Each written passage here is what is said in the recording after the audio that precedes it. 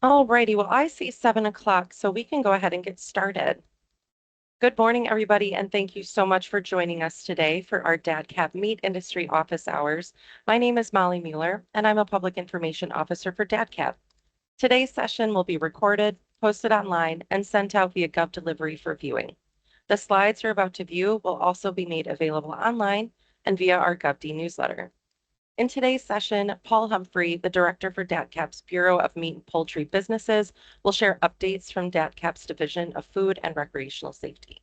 We have a special guest with us today, Grace Puc, our Agriculture Program Specialist, who is going to provide a short presentation on Grant Writing 101.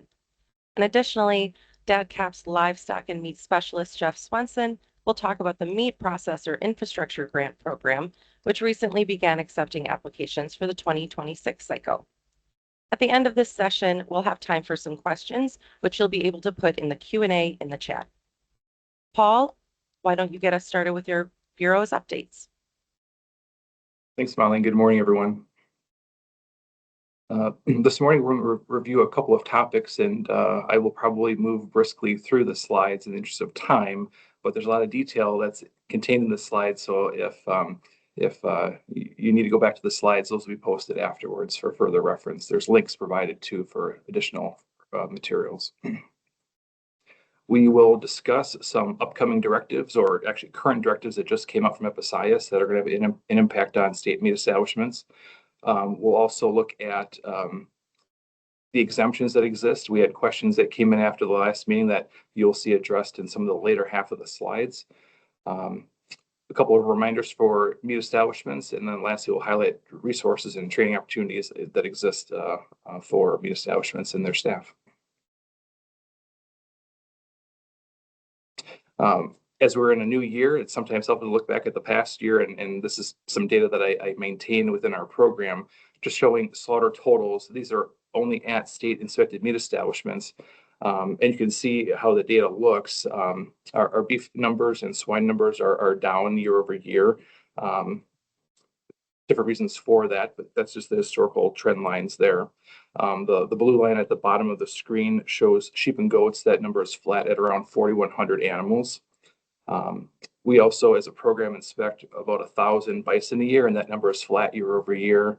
And we also inspected 42,000 poultry. So staff are very, very busy keeping up with plants and their slaughter activities. Some directives of note to highlight here. The first one is Directive 700.1, Revision 2, Retained Water Verification. So think of this as establishments applying a liquid to a meat product, an aqueous solution that could be, organ meats that are in a vat of water or tub of water. As they sit for a period of time, they may take on water. It might be in regards to how products are being cooled. In the example in the next slide, we'll look at intervention as an addition of an aqueous solution. So if an establishment does not apply an aqueous solution to products, you can disregard the remaining content on the slide. If your establishment does do this type of a process, you have two options. The first is maintain data on file that supports the conclusion that the products do not retain water or gain as a result of that inclusion of a solution, or maintain a written or a retained water protocol. And that would contain data that supports the declaration statement that you're going to be putting onto the product. That is saying it may contain up to 3% added solution, that you have data to support that 3% number is an accurate number, and you have an ongoing verification process that demonstrates process control. The directive contains, I believe, 9 factors that protocol would have to contain. So as time goes on, establishments will hear from our inspection staff more on how to come into compliance with this directive. So a quick example, again, a beef slaughter establishment applying a carcass intervention step. As you would imagine, the carcass does not gain weight through that process. As the carcass cools and ages, it loses water. And so just maintaining data that confirms that would be all that's needed long-term for coming into compliance with this directive. So establishing a data set that shows, fresh weight, inclusion of the solution, and then a wait at some period after that would show that the carcass did not gain water as a result. Product of the USA. This one is fairly important for many establishments. So in 2024, the final rule was published for voluntary labeling of FSIS regulated products with U.S. origin claims. January 1st, this came into compliance was expected. And so as a program, we've been working with FSIS to learn more and more about how this is going to impact not just plants that make product of the USA or made in the USA type claims on their products, but also state origin claims as well. And so we'll discuss that as we go forward here. Again, keep in mind this is a voluntary program. If you don't wish to go through some of the compliance measures that pertain to this, then just refrain from using those types of labels on your products. So what does this mean? So for a single ingredient product, think a raw intact cut. If it's labeled product of the USA or made in the USA, that has a certain regulatory definition, meaning the animal was born, raised, slaughtered, and processed in the United States. For a multi-ingredient product, those same claims, product of the USA or made in the USA, the products have to be of the same nature, right? Born, raised, slaughtered, and processed, and the ingredients, except for things known as spices and flavorings, must also be of domestic origin.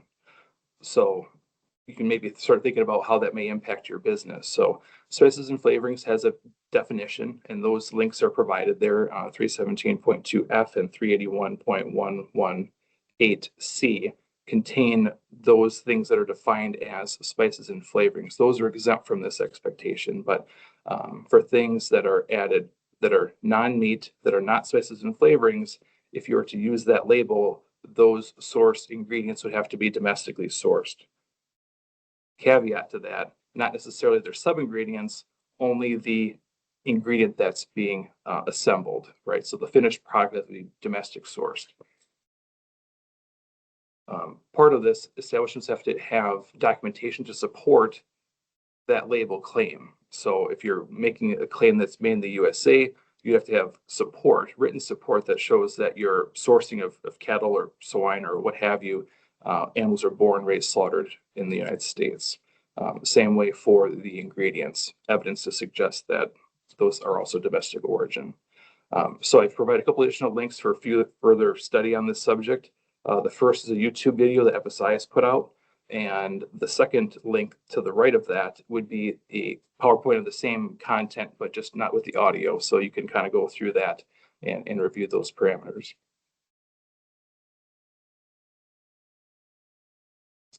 So as I kind of just mentioned, non-FSIS inspected multi-ingredient items, think soy sauce or barbecue sauce, are considered to be domestic origin, even if the sub-ingredients within are not, like imported soybeans or imported wheat, things like that.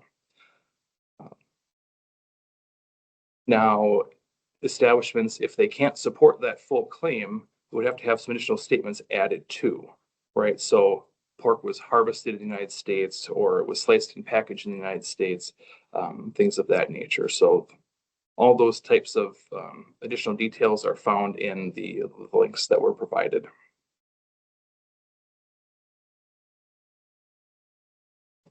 Flag imagery. This one gets a little bit interesting. So if you just simply have the United States flag or the flag for the state of Wisconsin, or maybe it's a European country flag on your labels, those also start to bring you into this type of a regulatory requirement.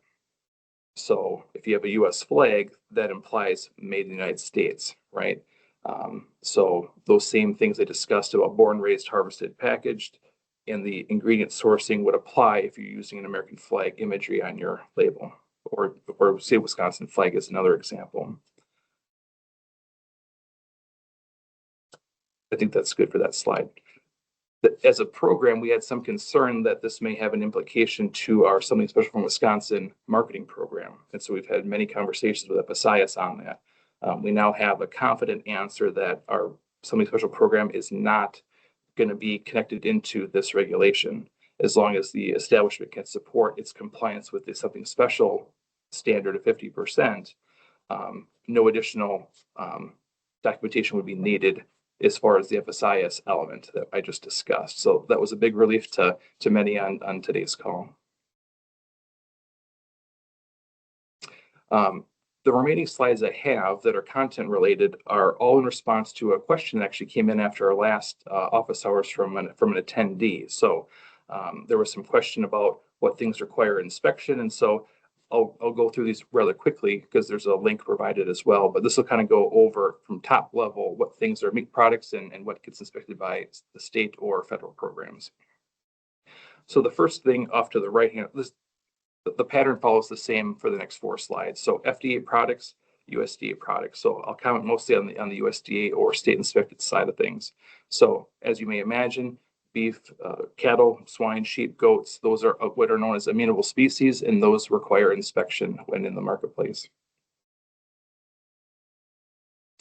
Onto this slide, things that are 3% raw meat or more, things that are 2% cooked meat or more, or if the fat, tallow, or meat extract is more than 30% of the product's composition, it makes that a meat product. One of the more interesting things is when you get into the broths. So for that, there is a MPR, moisture to protein ratio, that has to be met, which differentiates either it's a food product or a meat product. So the more concentrated it is, it would bring that into the meat category. If it's more dilute, then it would be a food product. Now we're getting to poultry. So domestic poultry require inspection under either state or federal. So chickens, turkeys, ducks, geese, guineas, ratites, or squab. As far as cooked poultry and product, it's 2% or more. So that's same as the cooked standard on the red meat side of things. And then looking at the poultry skins, giblets, that's maybe less common in our state program, that would be 10%. And lastly, this one again is an interesting one, is the open-faced or closed-faced nature of a sandwich. So open-faced sandwiches fall under USDA jurisdiction. A closed-face sandwich, think of what's in a food service vending machine, a little ham and turkey sandwich or something like that. Those are food products that do not require inspection. So that entire poster I just went through is provided at that link. That's a really helpful resource that we as a program use when we get calls from people that want to know about, does this product require inspection or not? We'll ask them questions that help get to those definitions. Again, these are in response to the question that came in. So I'll go kind of quick because these are going to be familiar to many on the call. So personal use exemption, what does that mean? Typically what that means is a producer owner of an animal is permitted to process that for their own personal use and for the use of their families, right? The meat can't be sold, no license is required. Where things get a little bit more interesting is as time goes on, ownership is no longer really the farmer owner anymore. People are going on to sites, procuring animals, becoming the owner, and then are engaging in personal exempt processing at that site potentially. So as long as the farm owner is not helping in that process, that still remains under personal use. A retail exemption. So this is things that are traditionally and usually done at retail stores and restaurants. So cutting of meat, slicing, trimming of carcasses into retail cuts, steaks, chops, roasts, etc. Grinding meat products for sale, potentially curing, smoking, cooking, rendering of products, except slaughter or retort of canned products. Breaking up bulk shipments would be a retail process. And lastly, wrapping and rewrapping of products in normal retail quantities for consumers. So those are things that are typically done at a retail store for retail consumers. And that process, retail production, does not require state or federal inspection. That would all be done and is permissible under a retail food establishment license, either from the state of Wisconsin or from your local health department. Continuing on for the retail exemption, retail product as described typically does not have the inspection legend on because it's exempt, right? So things that are sold through the deli case typically would not have the legend. It's made at retail for retail. There's a quantity restriction that's termed as half of a carcass. So for cattle, it's 300 pounds of beef. For sheep, 27 pounds of lamb meat. Pork, 100 pounds. Goats, 25 pounds. Sales can be direct to consumer in the store or online. That's also considered a retail activity. And the stars is important. We'll talk about that in a little bit. Again, no slaughter or retort. Certain things that I described would require a variance. Things such as the cooking and smoking of meat products, reduced oxygen packaging, and potentially wild game if processed in the retail environment would all require variances from, again, either DATCP or your local health department. Separation is very important in this space, especially if there's other things going on, such as custom processing, wild game processing, and or official inspected production. So those things are important to keep in mind. Lastly, grinding logs are required at retail the same way they're required under inspection. So those rules actually are the same.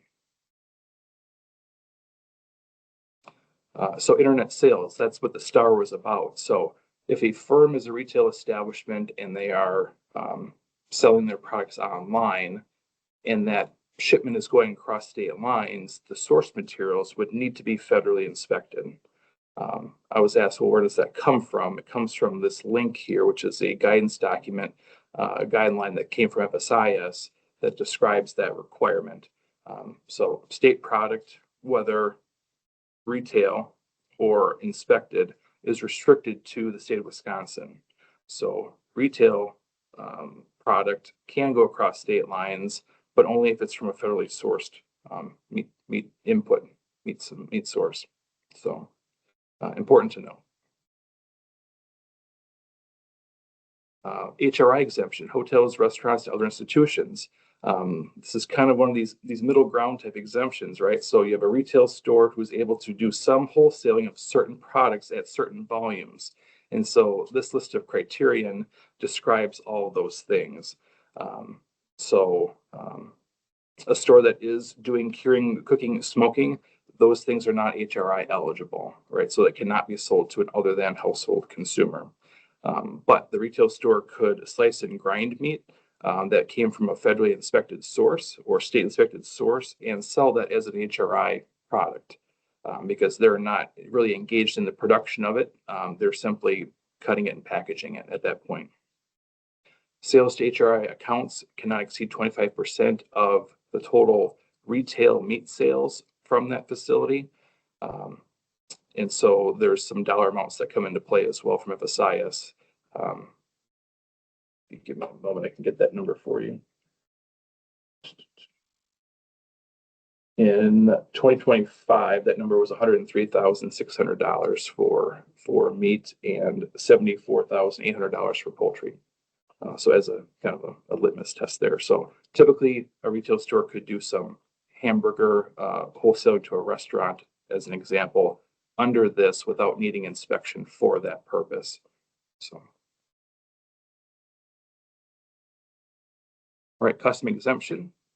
This is providing a service for an individual. Again, the products cannot be sold, labeled as not for sale if it's red meat or not inspected if it's poultry. FSIS product may have other labeling such as the public law statement, which is very similar to the not inspected type implication. As a state, we inspect those custom exempt facilities every 3 months minimally. FSIS, they receive once a year inspection from an investigator. In a state that doesn't have a state program, I should clarify that. Lastly, separation, I touched on that earlier, very, very important. Time and or space. So what does that mean? The processing occurs at different times in the establishment or spaces are designated for retail production and official inspected production potentially. So additional information is in the link provided there from FSIS. Meat raffles is a question that we typically receive. Real briefly, and our program doesn't really get engaged into the legalities from DOA and the gambling licenses that would apply.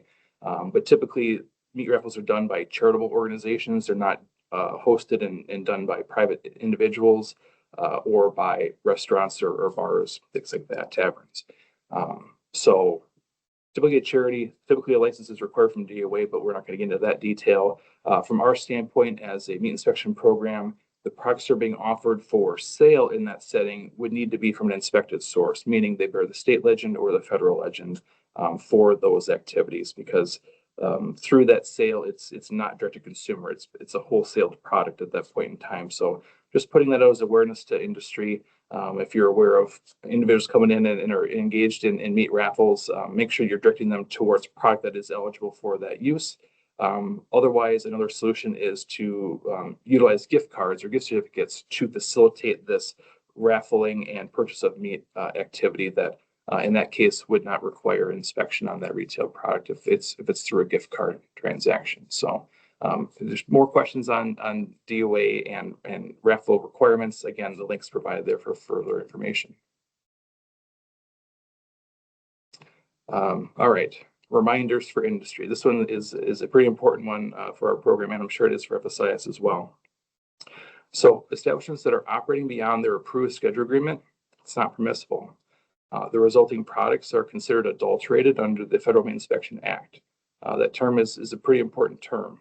It means it's adulterated, not eligible for sale. In many cases, it's destroyed. So how do we avoid that? Requests for inspection for times and days beyond the normal agreement, so it's made in advance to the meat safety supervisor and granted in writing. So that's true of the state program. FSIS may have a different communication plan for that, but for our program, route those changes through the supervisor and they'll approve those requests in writing. This applies to observed state holidays. Again, those are in the link provided.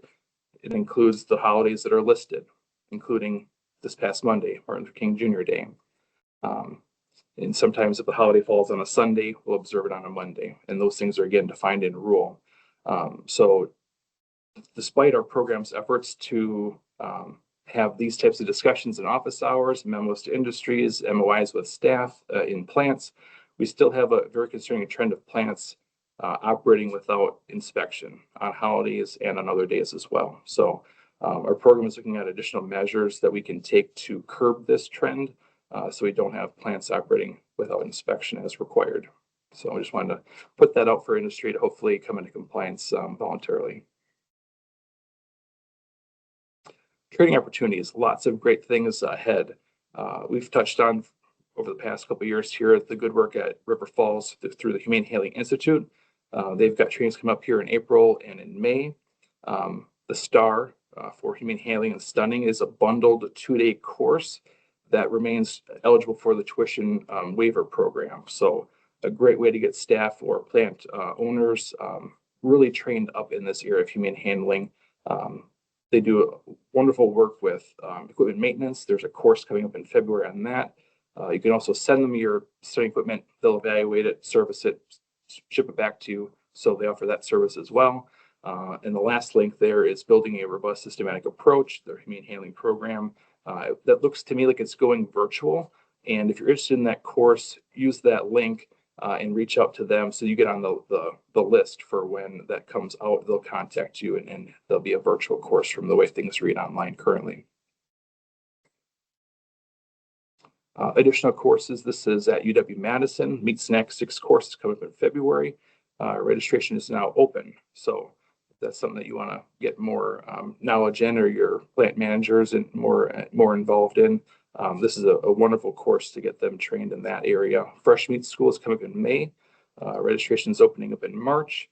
And they also have a artisanal meat processing workshop coming up in June. So lots of good stuff coming ahead. The link there takes you to their website for all their course offerings. There's more throughout the year I didn't highlight at this juncture. We'll talk about those at future office hours. So that concludes things for this morning. I'm happy to take any questions here at this time or at the end. Thank you so much, Paul, for all of that amazing information. I know I learned a lot. We do have a QA here going, so if you do have any questions for Paul, please feel free to put those in the chat, and we will answer those at the end of the presentation. At this point, I'm going to go ahead and just introduce Jeff Swenson, who can introduce Grace, who will take over. Go ahead, Jeff. Thanks so much. All right. Thank you, Molly. We're happy to have Grace Puc with us today. She is an egg program specialist in the Division of Agriculture Development at the Department of Agriculture, Trade, and Consumer Protection. And as DATCP employees, we can't physically help you write a grant, but we can offer some advice and provide resources. So Grace is going to do a grant writing 101 presentation. Go ahead, Grace. Thank you, Jeff. And thank you for having me as a guest presenter today. Like Jeff said, I work with him in DATCP's Division of Agricultural Development, and I work on the Resilient Food Systems Infrastructure Grant Program, which is a USDA program that I help to administer for the state of Wisconsin. So that by no means makes me a grant writing expert, but during my time on this particular grant, working for this particular grant program, I've written the request for proposals. I've supported more than 300 applicants, facilitated the review process. So this presentation kind of summarizes the best practices that I've identified along the way. So I'll use RFP to refer to program guidelines throughout this presentation. That means a request for proposals, otherwise known as a request for applications, sometimes referred to as a notice of funding opportunity. They all essentially mean the same thing, but I'll be using RFP. And the RFP for any grant program will indicate entities who are eligible to apply, as well as the types of costs that are eligible for funding or ineligible for funding. And these may or may not include personnel, travel, equipment, supplies, construction, contractors, and indirect costs. So indirect costs are kind of known as the keep the lights on costs, and they account for things like administrative salaries, electricity, water, and maybe rent on the building that the project is being conducted in. Versus direct costs, which are things that can be listed in a budget with a discrete price. So these are things like specific supplies, maybe hiring a contractor for an electrical upgrade, things that you can be invoiced for and are associated with a certain dollar amount.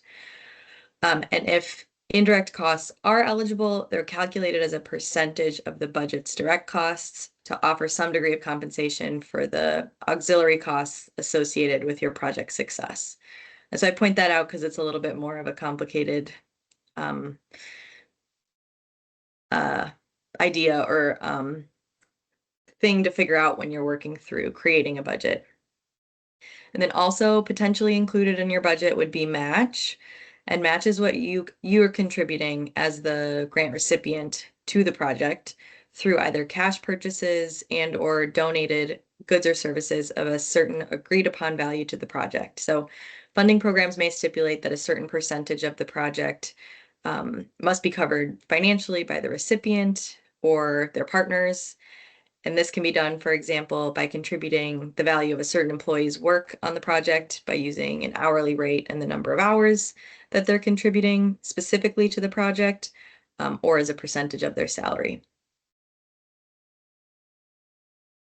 So what should we be considering when we're looking into funding opportunities? We haven't decided whether or not we're going to apply yet, but I think it's really important to consider the fact that grant programs are typically not designed to give money to any project that meets the eligibility requirements to apply with equal priority. They most oftentimes exist to achieve a goal or multiple goals. For example, the federally funded program that I administer for the state was created post-COVID to strengthen the system level resiliency of each state and territory's middle of the food supply chain, so post-harvest and pre-consumer. And it aimed to do this through grants funding equipment and infrastructure development.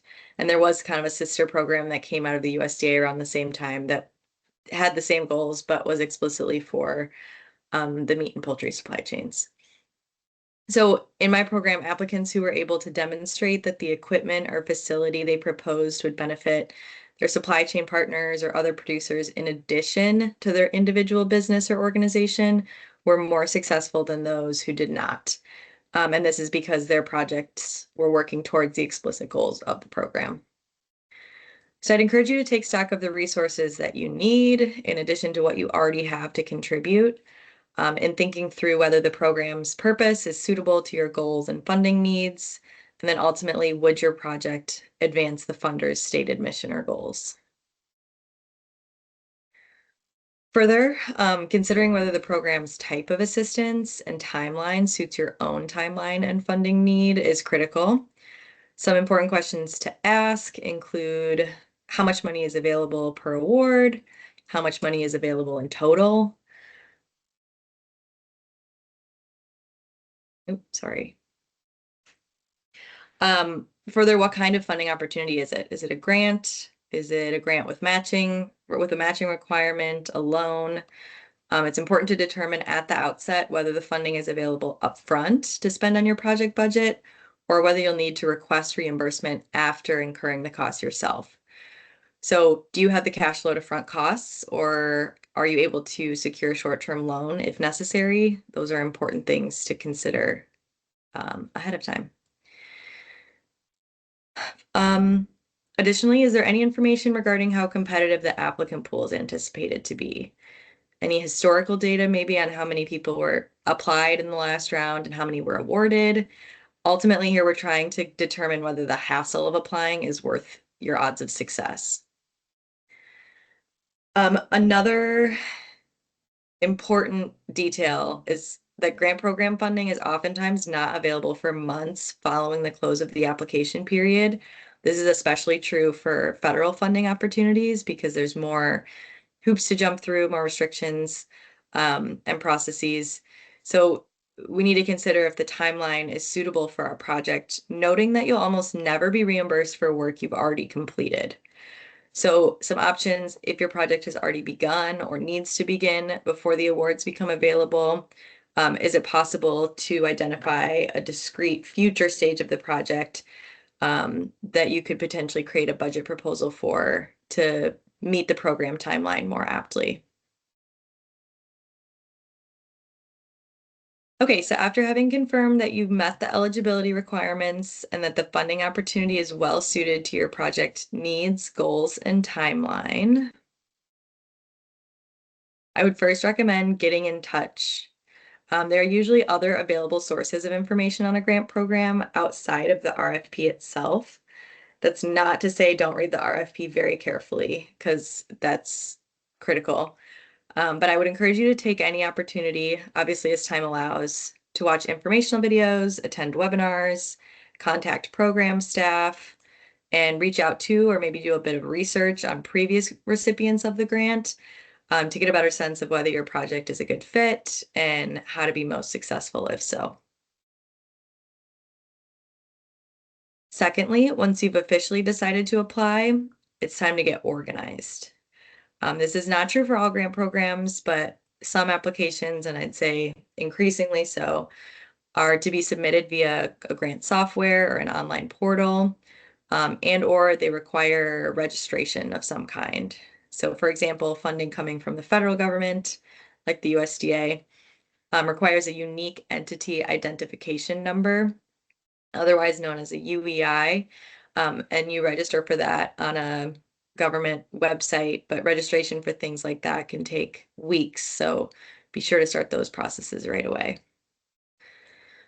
Next, I would say even if letters of support are not required, it's still best practice to submit them. This is also something that you'll want to initiate as soon as possible to give your partners plenty of time to complete. And be mindful of the program goals in deciding who to ask for a letter of support. Again, tying it back to the program I administer, letters from fellow producers and other supply chain partners were much more valuable than from customers and consumers, given that the program's focus was on the middle of the food supply chain. So not all letters of support are created equally. Next, I would advise drafting responses on a locally saved Word or Google document, something like that, before copying your responses over to the application itself. This is just to ensure that you don't lose your progress. And in that same vein, technological issues happen all the time, so don't wait till the last second and make a plan for submitting your application prior to the deadline day. Speaking just for myself, if you need support with something related to submitting your application, like program administrators like myself, we have a lot more capacity to provide that individual support prior to the deadline day. As the deadline gets closer and the volume of applications received increases, our capacity to hop on the phone with you and talk about what technological issue you might be having with the grant portal or something like that, that capacity really decreases. So submitting certainly on time, but ideally prior to the deadline day is recommended. And then when it comes to writing your application, one of my best pieces of advice is to read the RFP like it's a position description or a job posting, and use your application to articulate why you're the best candidate for the job. As you're answering application questions, be sure to think about describing your project as it relates to fulfilling the program's goals, as opposed to describing your project as it exists independent of the program. And that ties back to that first, or one of the first slides where we talked about programs existing to fulfill a particular goal. And so we really want to be sure that the review panel understands how your project fits into that goal. Reviewers are generally tasked with reading quite a few applications, and usually in a relatively short amount of time. So these next three tips are for making your application as easy to find key information as possible. Oftentimes application questions are multi-part, and you're expected to respond to each part of the question. One of the best ways to ensure that you do this, and specifically to show the reviewer that you've done it, is to clearly separate your response into those multiple parts, possibly organizing your narrative under separate headings. So this is not like a high school or college essay where we're tasked with eloquently tying one point to the next.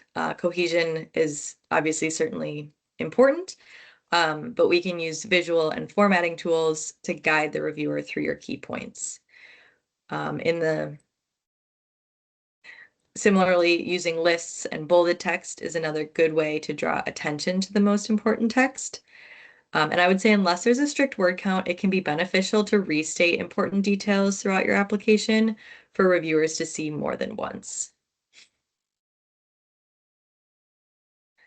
Finally, no one is as familiar with your business and project plans as you are. So having someone read through your application who is less familiar with what you do is a great way to identify areas that are unclear and will probably be unclear to whoever is reviewing your application.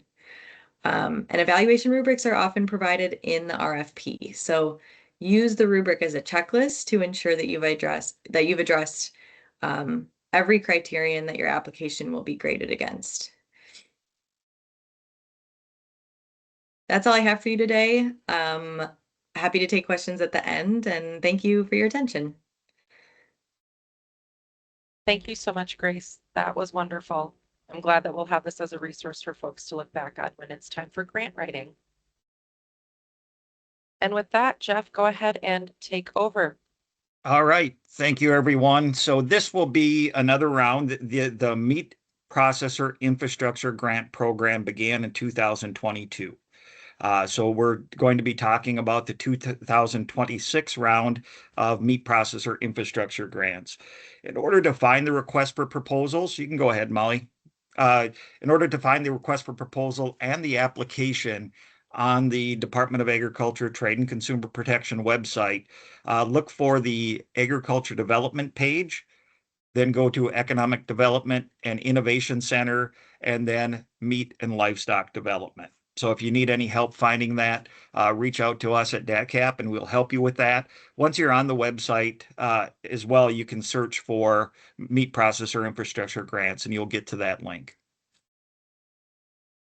So this is a little bit of a review for those of you that have joined us before in previous years to talk about this grant program.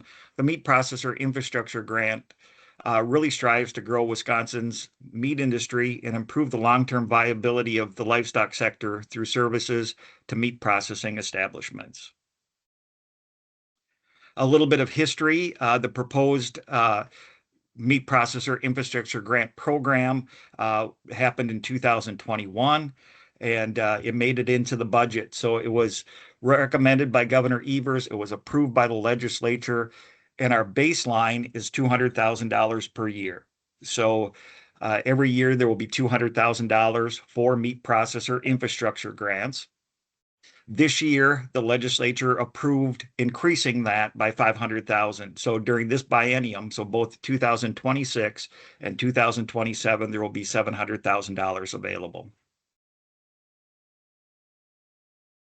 So grants are available to existing processors who are licensed to facilitate changes and expansion to grow harvest capacity and or increase throughput. And we can talk a little bit about what throughput is, but it's basically increasing meat product production. This is a change. I've had several phone calls on this already, several emails. I know that maybe some of you have concerns regarding this change. So I'll address some of those right now. So this grant program was audited by the Legislative Audit Bureau. One of the results of that audit was making this available only to licensed meat processors. Now, if you are someone who wants to start a meat processor, please reach out to us. The USDA has talked about bringing some of their grant programs back that may fit a greenfield build. There is technical assistance available through the USDA to help you navigate that process of becoming licensed. And the other portion of this is that it's a $50,000 grant that fits nicely to an existing processor buying a piece of equipment, making updates, or making some infrastructure changes. It's a drop in the bucket for a new build. We fully recognize that. And lastly, I'll say one of the concerns during the audit was that if someone gets a grant, is not licensed, and doesn't become licensed by the time that grant period ends, we would have to get that money back from that processor. And that's a liability concern that came up during that audit. So the funds will be distributed through a competitive review process. That's one of the reasons that we had Grace join us today to talk about the applications. This application is very simple. There's really only 3 sections and a budget. Now, because we want to make it simple so that professional grant writers and things like that are not needed, but detail is king when it comes to these grant applications. So make a detailed outline of what your grant project is, because you'll need to stick through that through the grant process. So it's very difficult to change the size and the scope of that grant once it's in place. Matching funds are required. And just some background on this, I've had a couple of phone calls on this as well.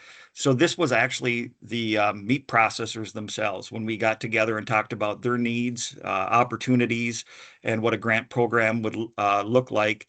The stakeholders that we talked to, or the meat processors that we talked to, said grant programs are great, but make us match dollar for dollar what we're getting. So that's 100% grant award. So if you get $50,000, it fits nicely into a $100,000 project. And also, I will say that they're reimbursable, so you do need to send that money, prove that you paid that bill, and then you'll be reimbursed for that cost.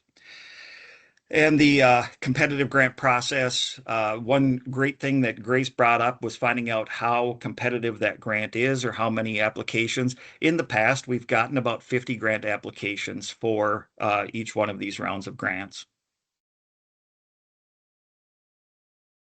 So a little bit of a timeline. The request for proposal and the application is online now. It opened up on January 12th, and the applications are due by 11:59 on February 23rd. So we have a little bit of time to work through that, about a month to get the application together. Again, it's not an extremely detailed application process, but put as much detail in it as you can.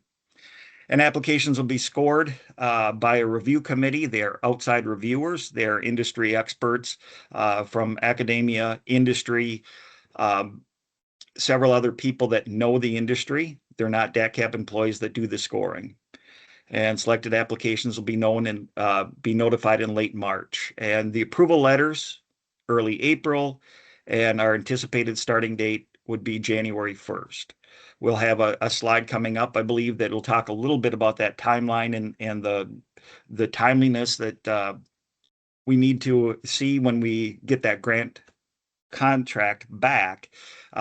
But you will not be reimbursed if we have a start date of June 1st. You cannot be reimbursed for any expenses incurred before June 1st. And it's a 2-year grant program, so the money and projects, money would need to be spent. Projects would need to be completed by the end of May 2028. So again, I touched a little bit about that, but must operate either a state or federal inspected establishment. Custom exempt is okay. Have projects that will increase harvest capacity or the amount of meat product moving through your operation.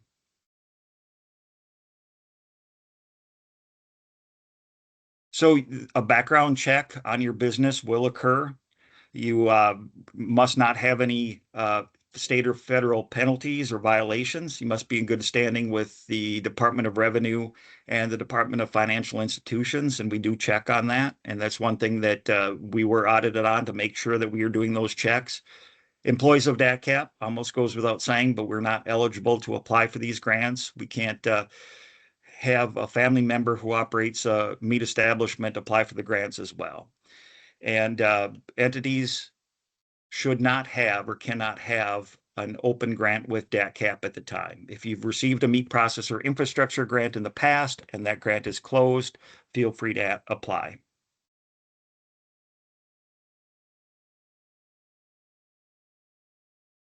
So the eligible projects, professional services. So if you need new layout for your harvest facility or your harvest portion of your plant, or new product flow, you can get professional services to help you with that.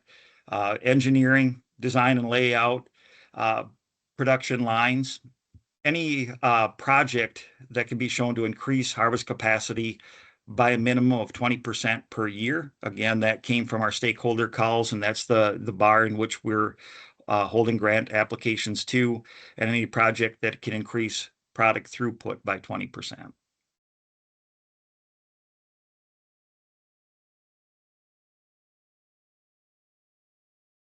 So operating expenses directly related to the grant project are okay for reimbursement. Engineering, architectural design, construction, if it's an addition or change to your existing facility would apply in this case. Food safety, advisory services, and equipment installation all qualify for this grant. So there are a list of ineligible expenses. I won't read through any of these. Feel free to refer back to the webinar or this office hours if you have questions about that. But real estate purchases, repayment of loans and mortgages, those are the big ones that we do get phone calls on. So rent is not included, advertising expenses, legal fees, lobbying or fundraising, and any costs incurred by your firm in preparation of a product and a proposal for any work performed prior to the formal execution contract. So if we get that signed contract back, that is really the start date of your project. So just a little bit about the review criteria. Competitive grant, as I said, you'll be competing against other meat processors for these grant funds. And those your application is rated by those outside review panels. Preference is given to projects that demonstrate an industry-wide benefit. And by industry-wide, we're talking not only the meat sector, but the livestock sector as well. Increased harvests benefiting multiple Wisconsin farmers or producers.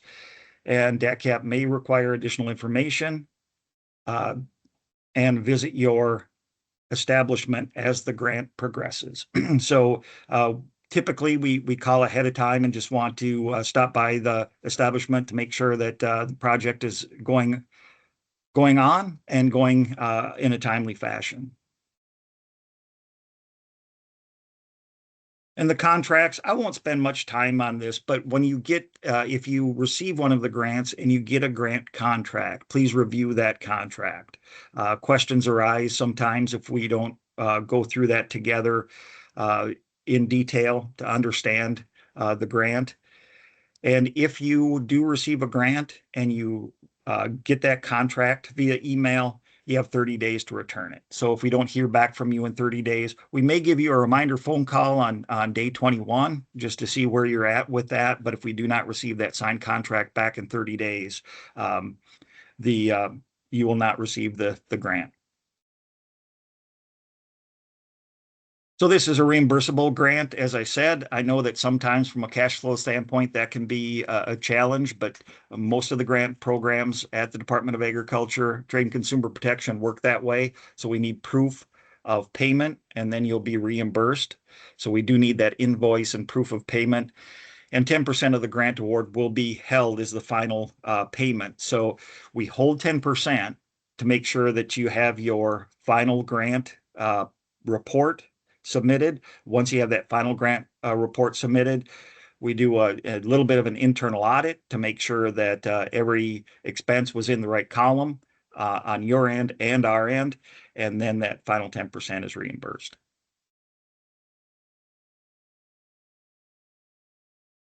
So we do require reports on the grant progress every 6 months.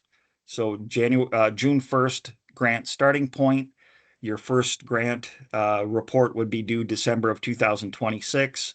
Your second one would be due June of 2027, and then another one December of 2027 as well. Sometimes it takes a little bit of time to get that project up and running, but we do need to see that report come in. And sometimes it's as simple as saying that there was a hang up in the supply line. The piece of equipment hasn't come in yet. There were a few delays. We haven't done anything yet, but still report that in your report. Then the end of project summary, often I call that the final report, brief description of the project, the intent and the outcome, summary of the project accomplishments and outcomes, including the percentage of harvest capacity or the throughput that was increased, and any insights or other challenges, opportunities that you see through this project execution. And then there are some record requirements, both for the processor and for DATCP as well. So receipts, invoices, and copies, word of mouth that, yeah, I paid that bill, doesn't work. Again, we get audited on these grants to make sure that the money went to the processor for the reason that they applied for the grant. So we need to make sure that the intent of the grant project matches the final grant result. So retain all those records. We'll do the same. And grantee, upon request, shall produce a legible copy of any or all records. We do a really good job of keeping those receipts and all that documentation on our end, but hold on to them yourself just in case there's a question. We need to come back and get another copy of that from you. I won't spend much time on this, but state government runs under an open records requirement. So if you do get a grant, open records requirements do apply. So if there's an open records request on who got grants, what the grant project was, how they spent the money, we are required by law to supply that to the requester.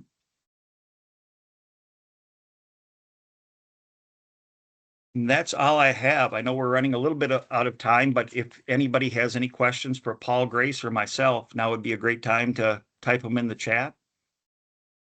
Absolutely, Jeff. That was perfect. Echoed exactly what I was going to say. I appreciate that. We do have a few minutes here for questions. I am looking at the Q&A in our chat right now. I'm not seeing any responses to my original prompt. I'll just give it a minute while anybody might have a moment to enter their question. I really appreciate all the time that everybody spent with us on this early, chilly Wisconsin morning. I'm not seeing any questions pop through the chat at this time, so I will go ahead and start closing us down here. I'll just keep my eye on it just in case we have something pop up. But on your screen, you should see a slide with a QR code on it. You're encouraged to use that QR code to take a short survey. And if you have any ideas on future topics related to this Meat Industry Office Hours event or guests that you might want to see appear and speak about different topics. It's very effective. As Paul said last time, we had someone use the QR code and enter in some really interesting questions, and Paul was able to put that in his presentation. So please do, if you have any of those ideas. I'm not seeing any questions pop through. So that wraps up today's session. I'd like to say thank you so much to DATCP's Jeff Swenson and Paul Humphrey for their presentations today.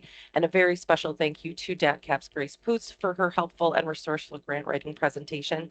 As I mentioned, today's session was successfully recorded and will be posted online with a link to the video as well as today's presentation slides. You'll get that via GovDelivery and it'll be on the website as soon as it's ready. Thanks again and join us next time for our office hours. Have a great day, everyone.